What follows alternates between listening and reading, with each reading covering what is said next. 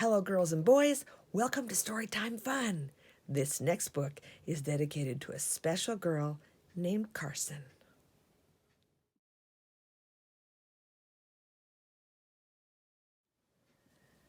Our story today is The Berenstain Bears and the Gift of Courage, written by Jen and Mike Berenstain. Sister loved all animals. Not only dogs and cats and birds and bunnies, but lizards and frogs and worms and bugs as well. She knew they were all God's creatures, and she liked to play with them all. That's what caused the trouble with Too Tall. Too Tall Grizzly and his gang were the official bullies of Bear Country School. They thought it was fun to push other cubs around, and they had many nasty ways to have fun. One of their favorites was to bump into a cub on purpose and then make him apologize for being so clumsy. Of course, they teased anyone, anytime, about pretty much anything at all. That's what happened to Sister Bear one morning in the schoolyard. Sister was standing in line, waiting for the school bell to ring, when a cute little ladybug landed right on her shoulder. She held out her finger so the ladybug could crawl onto it, and she chanted a line from an old nursery rhyme. "Ladybug, ladybug, fly away home." As she watched the ladybug whir away, Sister heard a nasty voice behind her. It was Too Tall Grizzly. "Ladybug, ladybug," mocked Too Tall. "Does Sister Bear love her little ladybug friends?" he said in a silly baby talk voice. The rest of his gang laughed, and quite a few other cubs standing in line laughed with them. Sister felt so embarrassed. She froze. She didn't know what to say or do. She just stood there. Then the school bell rang and the line began to move. She never got a chance to say or do anything at all. For the rest of the day, Sister Bear felt terrible. She wished she had stood up against that nasty Too Tall. She kept thinking of things that she should have said. Maybe, she thought, I was just plain scared. She didn't like the idea of being scared. By bedtime that evening, Sister had almost stopped worrying about the Too Tall incident. Almost. It was Papa Bear's turn to read a bedtime story. "What will it be tonight?" asked Papa, as brother and sister snuggled down into their bunk beds. A thought came into Sister's head. "How about David and Goliath?" she suggested. "Yes," agreed brother. "That's a good story." "All right," said Papa. "David and Goliath it is."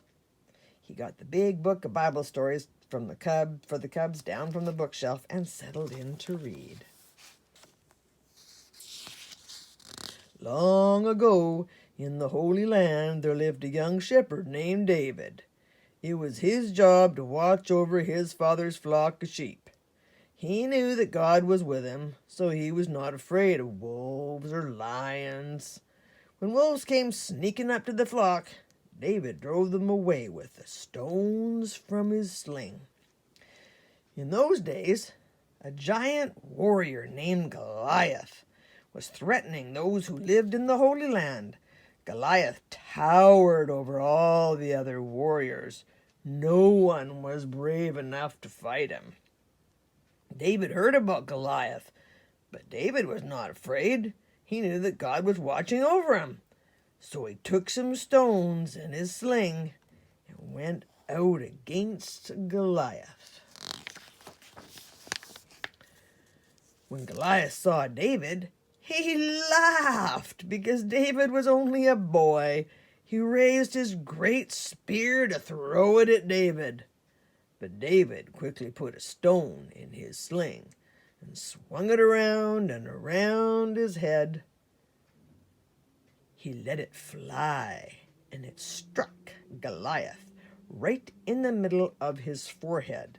Goliath fell to the ground with a crash that shook the earth. Little David had struck down the giant warrior. With God's help, David had shown great courage and saved the land from Goliath. The story was done, and Papa tucked brother and sister into bed. "David was very brave, wasn't he?" asked brother as Papa kissed them good night.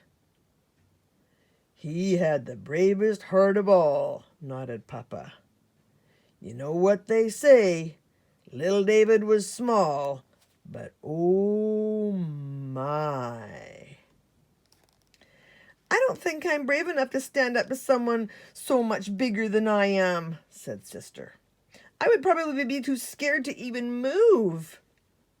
"I don't know about that," said Papa, turning out the light. "I think both of you can be quite brave when you need to be. And remember, God is always watching over you, just like David. That will give you courage." Brother and sister fell asleep, dreaming about the bravery of young David. The next morning, brother and sister set off for school, bright and early. As they strolled along the road, they heard laughing and shouting up ahead. They rounded a bend and saw Too Tall Grizzly and his gang. "I wonder what they're up to," said brother. "I'll bet it's no good," said sister. As they came closer, they saw that gang was throwing rocks up into a tree. "What's going on, Too Tall?" asked brother. "You're just in time for some fun," Too Tall laughed. "See that hornet's nest up there?" He pointed at the huge round nest hanging high in the tree. "We're going to knock it down and see what happens." "Don't do that," said sister. "That nest is the hornet's home. If you knock it down, they'll have no place to live." "Oh," sneered Too Tall. "Are those hornets' nests more of your widow buggy friends? Why don't you fly away and mind your own business?" While the gang laughed, Too Tall drew back his arm to hurl a big rock at the nest. But sister grabbed his arm. "Hey, you little squirt!"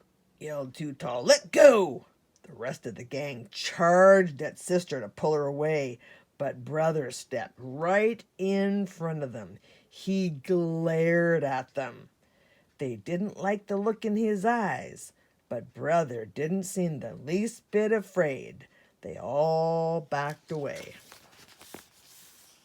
Too Tall swung sister around and around like David with his sling, but sister hung on for all she was worth. Finally, Too Tall gave a great heave and broke sister's grip. The rock flew out of his hand and sailed up into the tree. It smacked right into the hornet's nest and knocked it open.